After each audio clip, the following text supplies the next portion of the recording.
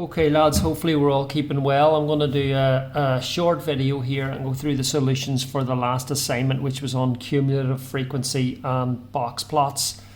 Before I get into it, I just wanted to remind you, and you're probably aware, that there's no exams this year, so it's going to be teacher assessed grades. And that means I have to submit a grade for you based on the work you've produced. The difference this year, and this is the thing I want to emphasize on the video, is that it's evidence-based. So I can't submit a grade for you if there's no evidence that you've produced the work to that standard. So I can't give you a grade B, for example, if the work that you're producing isn't up to date, or isn't handed in on time, or isn't of good quality, and you've missed work, and you're not engaging on Google Classroom. So I'm just warning you, if you haven't got your stuff in, make sure you go back, get the stuff up to date, get all caught up, make sure it's good quality work, because then I can reference that against grades submitted in the summer. If you're having difficulty for any reason, let me know and we can try to work with you. Look, today I'm going to go through this, the box plots and cumulative frequency. So I'm doing a short video to show you, and then I will post a lesson up then for tomorrow, which is going to be Thursday, and I don't have you on a Monday, so the solutions need to be in by Monday night. On Google Classroom I set a return time, and if it's after that it comes in late, and it's marked down as late, so make sure you get your stuff in on time. So first thing, I'll go through these quickly. The weight of 80 deer was recorded by a zookeeper in the table below. Draw the cumulative frequency graph. So you've already got a cumulative frequency table. So that's the deer from 0 to 20 kg, 0 to 40, 0 to 60, and they're all listed. And you've got a graph sheet and you have to draw it out. So we'll zoom in here a wee bit so we can maybe see this a bit closer. There. Right, so first thing you want to do when drawing the graph out is you want to plot the end number on the group against the cumulative frequency for each case. So if I do that, it's going to be 20 against 2. Now in this case 2 is 2 wee squares, so 20 against 2, 40 against 6, 60 against 15, 80 against 36, which is up here, 100 against 58, which is there, and 120 against 73, 120 against 73 is here, and 140 against 80. Now when you join up, you want to join up with a curve like this and finish at the last dot. So that's the way your curve should look. Okay, so that's how you do question 1. Question 2, the ages of 100 teachers were recorded, so fill in the cumulative frequency table. So what you want to do is you want to put 12 down first. To get the second one, you want to add 12 and 30. So that's going to give you 42. Then you're going to add 28, okay? So that's going to give you 70. Then you're going to add 22, so that's going to give you 92, and then you add 8 and that gives you 100. Now it's asking you to draw the cumulative frequency graph, so again you plot 30 against 12, 40 against 42, and so on. The end number on the group against the cumulative frequency. So I'm going to do that down below. 30 against 12. Watch your scale. It seems to be one wee small square is equal to 2. So that's going to be there. 30 against 12. 40 against 42, which is there. 50 against 70, which is here. 60 against 92, which is there. And then 70 against 100, which is here. Draw it in with a sweeping curve. And that's your answer. Okay. Question 3. The table shows the number of hours that 260 students spent revising for an exam. Right, complete the cumulative frequency table. So you're going to have 20. Then you add 20 and 32, you're going to have 52. Then you add on 48, okay, and you're going to have 100. Then you add on 120, you're going to have 220. Then you add on 24, you're going to have 244. Then you add on 16 and you get 260. On the grid, draw the cumulative frequency. Now remember, we're going to plot the end point on the group against the cumulative frequency in each case. So I'm going to draw it here, okay? Move this down so you can see it on the video, right? You've got 2 against 20, which is going to be here. 4 against 52. Remember, one wee square here seems to be 4, okay? So you need to be careful with your scale. 4 against 52, well, there's 40, and then 52 is going to be here. 3 wee squares up from 40. Remember, one small square is equal to 4. So that's important to note, right? 6 against 100, which is going to be there, that point, right? The next one then is 8 against 220, which is in here, okay? 10 against 244, which is one square above 240, which is there. And the next one is 12 against 260, which is up in here. So if we draw this out,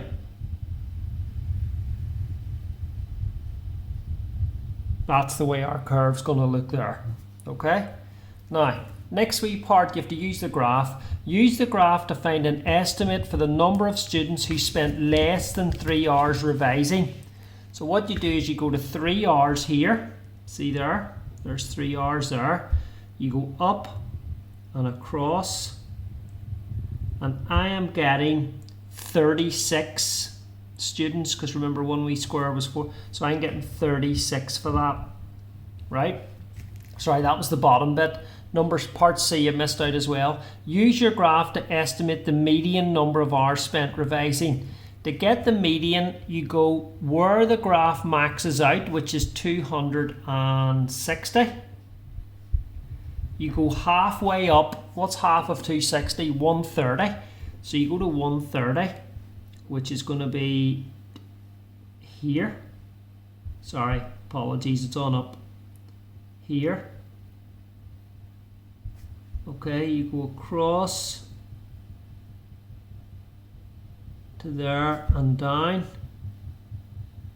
right? And the median seems to be 6.2. Sorry, 6.4. So that's 6.2, 6.4. So I'm getting about 6.4. Okay. So next question, it says the table gives information about the weights of 50 male rugby players, right? You've got the lowest value, the lower quartile, the median, the upper quartile, and the highest value. Draw a box plot. Well, a box plot, remember, is a diagram that shows all this information in the picture. But what we're going to need first of all is a scale, and it goes from 68 to 100. And what I'm going to do is I'm going to start here and say that this is 65, this is 70, this is 75, this is 80, this is 85, this is 90, this is 95, and this is 100. Okay, so we'll draw a wee scale at the bottom that covers these numbers. The lowest value is 68. Now 68 on our scale is 2 back from 70. So you just draw a wee small line, right? The lower quartile is 74, which is 1 back from 75. And in that case, you draw a bigger line, because that's going to be the end of the box on the box plot. Then you've 82 for the median, which is 2 up from 80. And then you've the 88, which is 2 back from 90. Draw your box in there, covers those. And then 100 is up here. Draw a wee and then you draw the whiskers on the end like that. So that's going to be my box plot. But note I've got the scale on the bottom. You need to have a scale. If you don't have a scale, then it doesn't make any sense. Next wee part. The weights of 50 female rugby players were also recorded. The lightest rugby player who was female was 51, right? The lower quartile was 60, the median was 71. The range and interquartile range for the female is the same as the males. Draw the box plot. So the lightest is 51. So we're going to go from 50 up to 100 here. So I'm going to go 50. Let's see if this fits. 55, 60, 65, 70. It will. So there's 55, 60, 65, 70, 75, 80, 85, 90, 95, 100. Right? Okay. Now, let's see if we can fit this in. Lightest female was 51. So let's put a wee dot there. The lower quartile was 60. So a bigger line there. The median was 71. Okay. Now, you got to be careful here because it says the range. Now, if you look at the range of the males, if we slide this page down, it was 100 take away 68, right? Which was 32. So if the range is 32, that means if the lightest female was 51, then the heaviest must be 83. See up here? That must be the heaviest one. It also says that the interquartile range is the same. Now if we go up here, the IQR is the upper quartile minus the lower quartile, which in this case is 88 minus 74, right? Which for us is 14.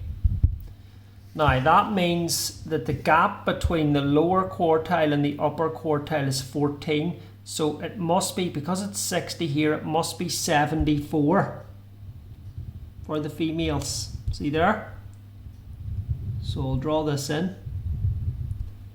And that is my box plot the way it looks. So just to go through, that's 51, that's 60, which is the lower quartile, that's 71, which is the median, that's 74, which is the upper quartile, and that is 83, which is the heaviest value or the heaviest female rugby player. So that's the way that should look. Number 5. John did a survey about the amounts of money spent by 120 women while Christmas shopping. On the grid, draw it out. So again, we're going to plot the n number against cumulative frequency. So let me do that. 50 against 6. Now each one of these is worth 2. So it's 3 squares up. That's it there. 100 against 30. That's that one. Then you've got 150 against 80, which is there. Then you've got 200 against 100, which is there. 250 against 112. Now 112, there's 110, it's 1 square up from that bit. And 300 against 120 is here, and draw in the curve carefully, and you get that. So that's that drawn in. So you do have to use your curve for the next bit, so I'll read the next bit. It says, use the cumulative frequency curve to estimate the median. So we'll go back here and we'll look at that. This maxes out at 120, so I'm going to go to 60 across and down, and my median is going to be 125. So that's going to be the answer there for that. John then surveyed men about the amount of money they spent while Christmas shopping. The median was 160. Compare the amounts of money spent by women and the amounts spent by men. So I would just say the median amount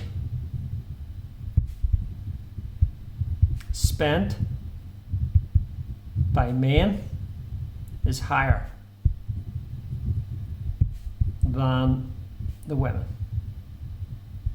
Okay, so the men are going to be spending more because they spent 160 median and the women was 125. Okay, so that's question 5. Question 6. The university surveyed 60 maths graduates on their starting salary. The cumulative frequency graph shows some information about the salaries. Use the graph to estimate the median salary. Max is out at 60. Let's go to 30, halfway up. Across and down, and the median is £30,000. That's going to be the median. Fill that in at the bottom, 30,000. Okay. The 60, we might have to use the graph for this wee bit now. It says the 60 mathematics graduates had a minimum salary of 16k and a maximum of 48k.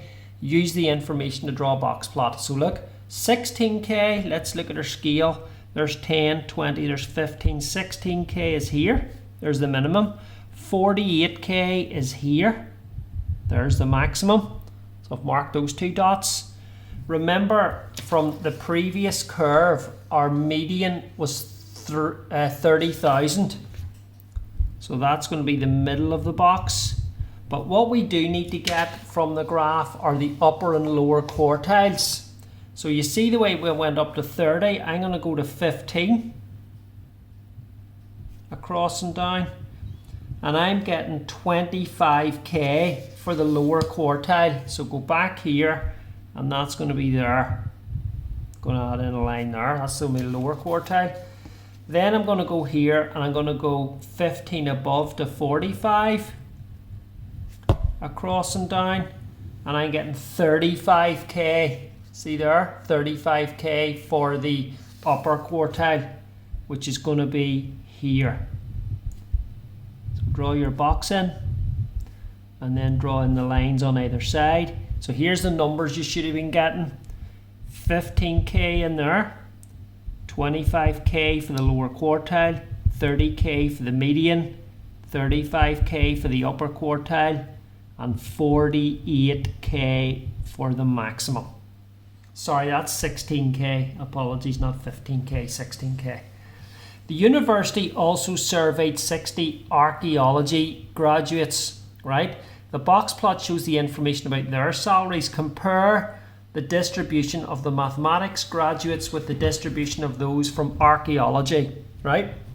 Well, if you look, they're both lined up, okay? You can see here that the maximum salary of archaeologists is 40 and the minimum is 10. So it seems to be that the archaeology graduates don't earn as much. Their median salary is 19,000, while it's 30 for the maths. So what I would say is that the maths graduates earn more money, right? This is evident as they have a higher median, okay, and you could also say that, you know, that the lowest salary is 16k compared to 10 for the archaeologists. Okay, I'll shift that up. So the maths graduates earn more money. This is evident as they have a higher median and their lowest salary is 16k compared to 10k from the archaeologist. Okay. So number 7, the length of time in minutes that 80 customers spent in a shop was recorded. The cumulative frequency diagram is shown. Estimate the median. It goes up to 80, so we're going to go to 40. Across and down. Let's be careful with our scale. And I'm getting from that 6 point, now that's 0.2. 6.2 that is, because it goes from 6 to 8. So I'm getting 6.2 for that. Find an estimate for the interquartile range. Well, you need the lower quartile, which is 20 across. That's a quarter way up the graph, which is going to be the lower quartile is 4.4. Okay, and the upper quartile, which if we go up to 60 across and down, okay, is going to be 6 point, well, that's going to be 0.4 back, that's going to be 7.6. Yeah, each one we square, remember, is 0.2 here, right? So 7.6 take away 4.4, I'm getting for that 3.2. Okay, 3.2 is what I'm getting for the interquartile range estimate for number 7. Number 8. So we've got 40 students complete a quiz. The time taken in seconds is recorded. The cumulative frequency is shown, right? So find the median time taken. Well, 40 is the maximum up here. Max is out of 40. So what I'm going to do is I'm going to go down to 20, halfway, across and down, and I'm getting 100 seconds. Find the interquartile range, and I'm going to go quarter way up the graph to 10. Watching my scale, because it seems to be 1 wee square is equal to 1. So that's going to be 93 for the lower quartile. And the upper quartile, let's work it out. So you go up to 30, 3/4 way up, across and down, and it seems to be 106. Okay, so 106 minus 93. And 13 seconds I'm getting for the interquartile range. Okay, complete the box plot. Well, the lowest value is 70. Let's pick these values. Lower quartile is 93. There it is, 93. The median was 100. And the upper quartile was 106. And the maximum value was 120. So that's the way your box plot should look there when you draw it out properly. Okay, 70, 93, 100, 106 in there, and 120 is that figure. Okay. So moving on, number 9. A teacher gave 100 boys and 100 girls a maths test. The test was out of 45 marks. The cumulative frequency shows how each group performed, right? Find an estimate for the number of boys who scored over 40. So we'll go to 40 on the score. We go up, up, up, up, up, up to the boys, which is up to there. 1 wee square from the top. Remember, 1 square by the look of it is equal to 2. So how many boys scored over 40? 2. Okay, that's what I'm getting. I'm getting 2. Make 2 comparisons between the distribution of the boys and the girls. Well, let's first of all work out the median for each one. So if I go across and down, it seems to me that the boys' median was 24. So boys' median equals 24. Girls' median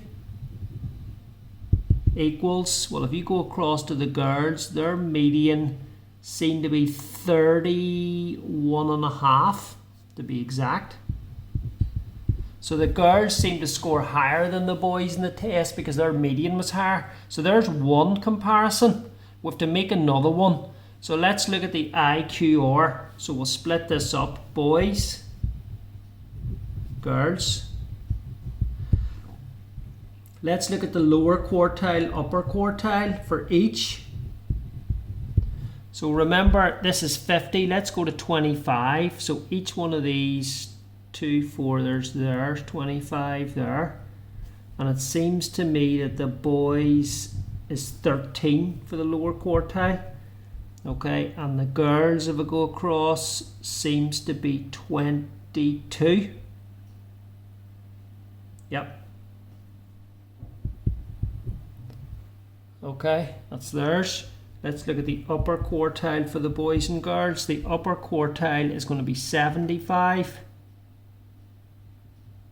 Should I go over to there? For the boys, it seems to be 32. And for the girls, it's going to be 30. It's going to be there, which is 35, 36.5.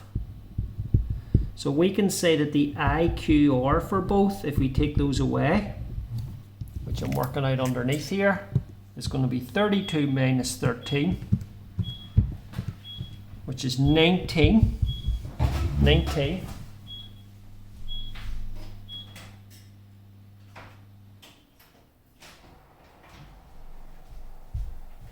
And back here, to get the girls, it's going to be 36 and a half minus 22, which is going to be 14.5. So there's a comparison you can do. I did the boys median against the girls median, and I did the IQR for both. Okay, so that's 9 done. Question 10. A group of primary school students run an obstacle course. The table shows information about their times. Draw the cumulative frequency graph. So again, I'm going to plot 40 against 4, 60 against 11, and so on. So here's the way it's going to look. 40 against 4 seems to be on the scale that 2 squares is equal to 1. So it's going to be there, bang, right? 60 against 11. That's that dot, right? 70 against 16. 70 is here against 16, which is there. 80 against 22. So got to be careful. 2 squares is equal to 1. It's going to be there. There's 22, yeah, just being careful. And 100 is up to 30. So draw that in. And there's my curve drawn out. Okay, that's going to be it drawn out. So, next wee bit, shift this down so we can see it. It says, a group of secondary school students did the same obstacle course. Their median time was 72 and interquartile range was 34. Compare the two groups. Right, well, we'll go back to our graph again, the one I've drawn in.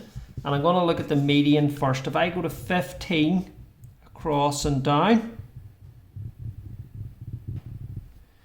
it's going to be 68 is going to be the median for the primary school students. It's going to be 68. So I'm going to say primary school students median is 68. So it's actually lower. It's going to be lower, right? Then we need to work out the IQR. So you see half of 15, it's 7.5. Now, that's halfway between 5 and 10, which is over here and down, which gives us a figure of 50 for the lower quartile. So their lower quartile was 50, and their upper quartile will work out by going, it's going to be 7.5 above, it's going to be 22.5, it's going to be up here 3/4 of the way up, which seems to be 80. So their IQR is 30, which is again lower. Okay, so that's all you had to do. You had to say the primary school kids had a median of 68, which was lower than 72, and their interquartile range was 30, which was lower than 34. Alright, so moving on then to the next question, which was question 11. Right, the cumulative frequency diagram shows the distribution of marks in an art exam. The lowest mark was 8 and the highest mark was 56. Draw the box plot for this data. Right, so let's mark on 8. Remember, 1 wee square is 1 here, so mark on 8 is there. 56 is here. Let's get the median by going halfway up. It maxes out at 40, so go to 20 across and down, and the median is 25. So big line there, 25. The lower quartile, if you go to 10, which is 1/4 of the way up and down, I'm getting 18. So it's going to be there. There's another line. That's going to be the lower quartile. And the upper quartile, if you go to 30 across and down, you end up getting 32. So there's all the information we have. We'll put the box plot together, and that's it, finished. Okay, so the numbers 8, 56, the lower quartile, remember I got to be 18, the median was 25, and the upper quartile was 32. What percentage of students scored more than the upper quartile? Remember, it's going to be 25%, because this, you see from here to here, that's 25%. That's from the upper quartile to the end. Then from the median to the upper quartile is 25%. From the lower quartile to the median is 25%. And from the smallest value to the lower quartile is also 25%. So these are all split up. Even though they don't look even on the box plot, this is 25% of the pupils, this is 25%, this is 25%, and that's 25%. That's the way it's split up. Number 12. Mrs. Davis sets her class a quiz which has a maximum score of 50. Okay, write down the median. Well, the median was 30. Write down the highest score. It's going to be 48. Write down the interquartile range. Well, it's going to be 35 take away 19. Okay, which is 16. Martin scored 35. What percentage of the class scored a lower mark than Martin? Well, Martin scored the upper quartile score, so lower than him would have been 75% of the class. The interquartile range is a better measure of the spread of distribution than the range. Explain why. Right? Well,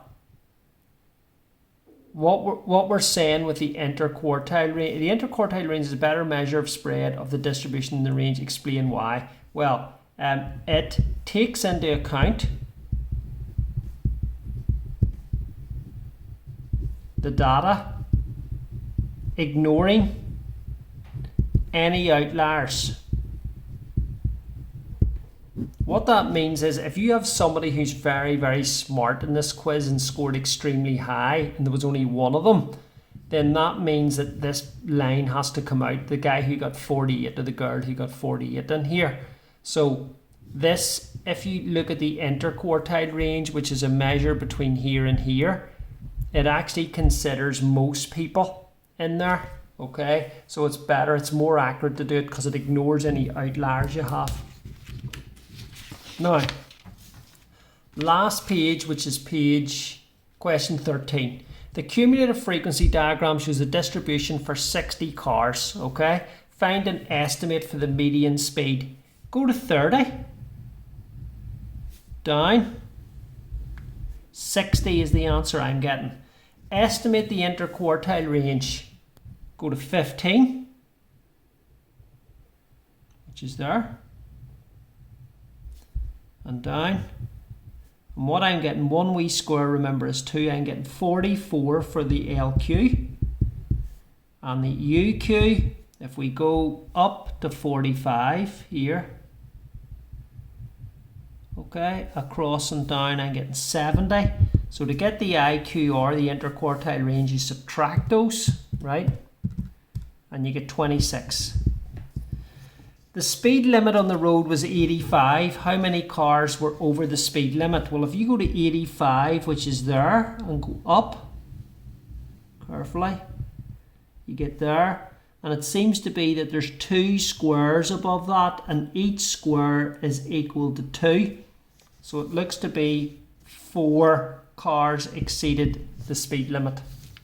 4. Okay. So have a look at your work. Thanks to all those guys who submitted their solutions. Make sure you check over what you've done. Remember what I said at the start of the video about you posting work and it being then used for your grades in the summer. So that's very, very important.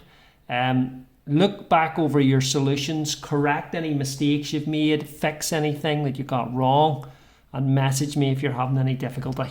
Okay, thank you. Good luck.